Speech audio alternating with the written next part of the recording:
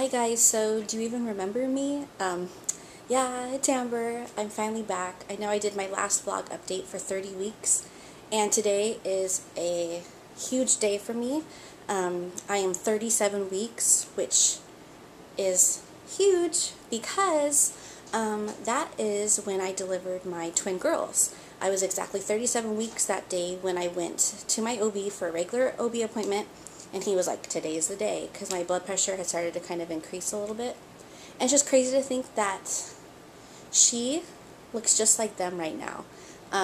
Because they came out crying, screaming, like they look like perfect little babies, and they were perfect babies, and just to think that she looks like that is just wild to me. But she's still cooking. I don't want her to come just yet, because I know that she has a lot of brain development and stuff that still needs to go on.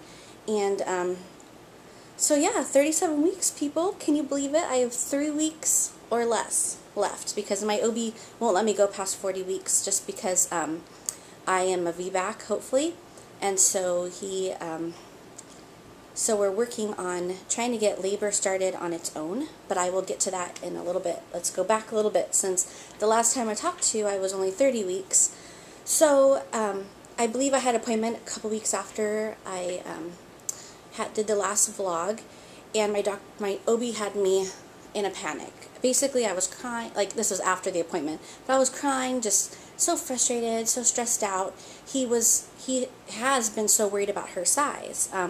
My belly's been measuring really big, and he measured it, and it was measuring like 4 weeks ahead. And so he says, I want you to get an ultrasound as soon as possible so that we can see kind of where she's at. And he was like, Amber, because I want you to make an educated decision, meaning get a scheduled C-section, which is not what I want.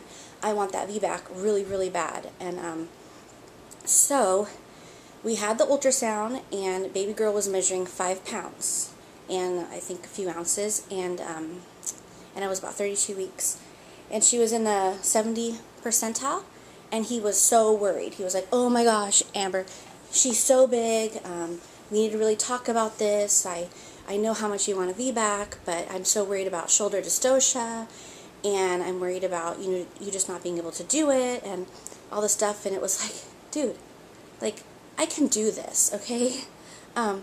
I know that a little bit of it is that he's nervous because I'm not proven yet. I've never had a vag delivery. Also, with a VBAC, we have less options for induction. So he's really concerned about all that, and he was like, so we need to start just monitoring her and watching. And I've been really careful with my sugars because I have gestational diabetes. When they start to kind of creep up a little bit, I get right to him, and we change my meds around, and we make sure that I'm staying on it. I haven't like slipped up. I'm actually very compliant with gestational diabetes, because I know it's something not to mess around with. It's very serious. So it's like, but I feel like she's just going to be big like Ava. Ava was born, like I said, at 37 weeks, and she was 7 pounds 5 ounces, and she was always measuring like 2 weeks ahead. And even today, she's like a super tall kid, and people assume that she's 4, not 3. She's just really tall, so I guess I'm going to have a couple of tall girls that are going to be taller than their parents, because Mike and I are short in our family. So, anyway, we did that, and I was just worried, so I've been just kind of like reading up on things, and just focusing on what I want, and reading like some books. A friend of mine lent me her hypnobirthing book, and so I'm reading that, and just trying to get like in the zone and what I want and all of that. So anyway, I've now started going to the OB every week, and I went to him last week, and he said, okay, he says, your belly's still measuring. Like, he just put his hands on my belly, and he was like, oh my gosh, Amber, she feels so big to me. So he was like, I want you to get in for a ultrasound ASAP. So we did another ultrasound, and she weighs about, well, the ultrasound tech said about 7 pounds 12 ounces, and but when I converted the grams, she's actually, it says like 7 pounds 7 ounces, but whatever, around the 7 pound mark. And we all know that ultrasounds can be off by a good 2 pounds, but so I'm not like that concerned. And I thought, okay, she's gained like 2 pounds in a month. That's not bad, especially when I only have 3 more weeks to go. So what, a 9-pound baby? People birth that every day. and I know that I can like do this. I mean, she's not like 11 pounds. 11 pounds, that would be scary. So I went to my OB appointment, and he looked at me, and I was just waiting to hear him go, oh, Amber, she's so big. But no, he was like, oh, you know, she's 3,500 grams. He was like, that's doable. Duh, I've been telling you that. So he says, so he doesn't seem to be as concerned. But the key is that he doesn't want to have to induce me. And I don't want to be induced either, because I want it as natural as possible this time, because delivering the girls as a C-section, it was like the most unnatural thing possible. So this time it's like I want as much natural as I can and as much control in it as I can. So I really don't want to be induced. So we were talking about my options, and he can't, because I'm a VBAC, he can't use any of the things that they put on your cervix, like the Cervidil and all that, because I guess it can start to eat away at the scar, which is pretty disgusting if you think about, and then they worry about rupture of your uterus and all of that during delivery. So the only thing they really can do is Pitocin, and you know, Pitocin only works if your cervix is ready, because Pitocin just gives you the contractions.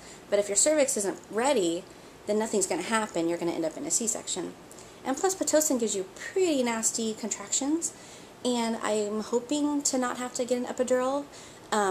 So with that, I would probably end up with an epidural, and then that makes me nervous that I'll end up with a C-section, because you can't move, you can't do anything, you're stuck in bed. So there's just like a whole lot of things going on about the delivery. So basically he looked over at me, and he kind of like laughed, and he says, well, I can give you one prescription. And I'm saying, what is he talking about? And he says, have lots of sex. And we both got a good laugh out of that, because if any of you have gone through infertility treatments, you know that like there comes a point with like sex when you're like, oh, again? I'm so tired of it. And then it's like after the baby, like after our twins were here, it was like my husband used to joke and say, gosh, why did I ever complain? Because then it's like not happening. And then, so now it's like, of course, you know, my husband's not going to complain because he knows what happens after the baby gets here. So that was really funny. My doctor even joked that he had a patient send him a bottle of wine, like a patient's husband sent him a bottle of wine, because he was so happy because she had like completely cut him off, and so finally like he wasn't cut off anymore, and I thought that was kind of funny. So lots of sex. I also started, I haven't had lots of sex, but that's part of the prescription.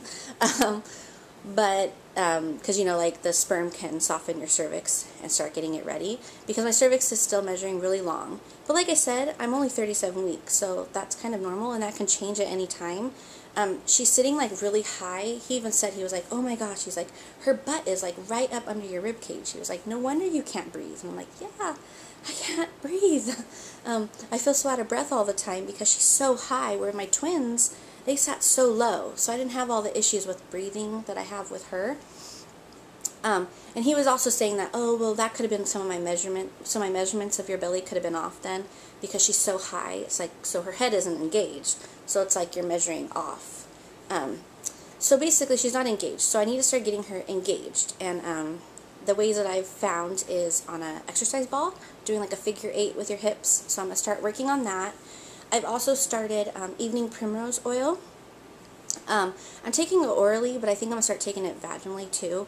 I know it needed a little description, I guess. But a friend of mine said that she took it orally, but then she also took it vaginally, like where you put a little pinprick in it, and then you put it in, and you're supposed to do it at night so that it stays in. So we're going to try that because it can't hurt. Also, drinking lots of red raspberry leaf tea, because that's supposed to help tone the uterus. And I'm just trying to do all that I can. I'm trying to be as proactive as possible so that I don't have any regrets. So if something were to happen, or if I was to get that C-section, then I know that I tried everything possible to have her delivered naturally. And also, when I say naturally, it's like I know that there's meds out there. Like I know that there's epidurals and all that, and but I can't tell you 100% I'm not going to go for one, because I've never had labor. Like, I don't even know what to expect. I don't know how my body's going to deal with it. I don't know anything. So, I'm not against it, but I'm just hoping that I can stay away from it, because I really just kind of want her really awake and ready to breastfeed and get that skin-to-skin contact. And I've been working on my birthing plan. and just like trying to figure out exactly what I want for her. I want things a lot different because I felt like with the girls I didn't really have like that control, and they did a lot of things that I probably wouldn't do today, kind of without asking because it's just standard. So like for instance, getting the ointment in her eyes, like I'm not going to have that, and I want her on me immediately, skin to skin, and I don't want anything done to her for the first hour. I just want her on me as long as she's healthy and breathing okay and all of that. I don't even want a hat on her because all those pheromones and everything are supposed to be really important to start getting like your milk to come in. And so that's really key to me because I had a really hard time with my twins getting my milk to come in. It didn't come in for a full 7 days, so I'm hoping to not have that happen again and have an easier transition this time. And I'm hoping that they will delay her cord clamping, and I want my husband to cut the cord. He didn't get to cut the cord with the girls, which was really made me sad later because I didn't know they weren't going to give him the opportunity when we were in a C-section. You know, even to like trim it, like they didn't do anything for him. I thought that was kind of sad. I don't want her to have a bath for a while.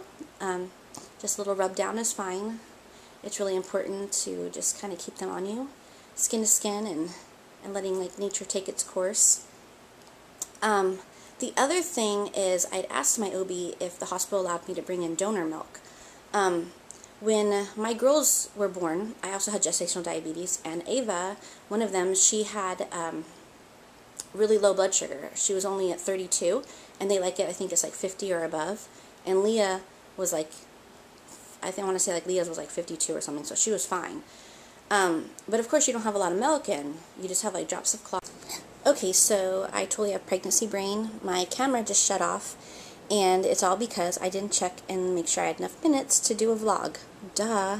I guess because I was just trying to rush and get this out so that we're not, you know, wasting another day of me not getting this done.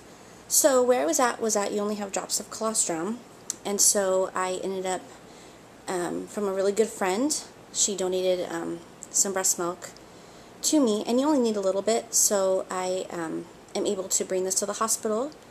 And so just in case baby girl has low blood sugar and maybe she's not latching perfectly or whatever, I can give her an ounce or so of this breast milk, and we can get her blood sugar up so that I don't have to give her any bottles of formula. I'm not against formula, but it's just not for me. I really don't want this baby to have any formula, so if we can sidestep it and keep her on track for breast milk, that will be really awesome. So yeah, the only thing is the hospital won't store it for me, so I have to bring my own cooler and keep it cold, which is fine because it's only going to be like a little bag that I'm bringing in that's going to be frozen, and it defrosts really quickly. And so I'm just going to bring in the frozen breast milk. I'm going to bring in a bottle, nipple, all that, so that I have it all ready. You know, the hubby just needs to run it under some warm water, and we have some milk for the baby. I'm actually super excited about it because I was afraid it was going to be like this big ol' battle with the hospital, but I guess it's been done before, so they weren't that surprised. He also said something about that I need to talk to a lactation consultant when I get to the hospital, just so that they're aware that I have it. Whatever. So that's that. I've also ballooned. My face is so puffy, and it's funny because I did this with my girls too. My face gets puffy, but nothing else. Like my hands and feet like aren't puffy at all, but I have like my nose gets like whiter, and like I get all this. My husband was like, "Who are you?" It's like I finally have like lips because usually my lips are really thin, and I just feel so puffy. And what really sucks is I've been trying to match up times with my brother, who's a photographer, to do some family pictures before the baby comes, because I kind of, you know, just want to see like my belly and some family pictures and do that kind of thing before she comes. And it's like we're getting closer and closer to the end, and I'm just getting bigger and bigger and bigger, and yeah, it's going to be really cute. But it's not all about me. It's about the girls and my belly and all of that. But I've only gained like 7 pounds this whole pregnancy, which is awesome. You know, the gestational diabetic diet really does keep you on track, and it keeps you from eating all the bad things that make you blow up. So that's good. And plus with pregnancy, for some reason, I'm just not a big weight gainer. I wish it was like that every day of my life, but I tend to weigh less after the baby's born than I did before I got pregnant, which is just insane. So that's that. I wanted to kind of show you a couple of things that I have for the baby.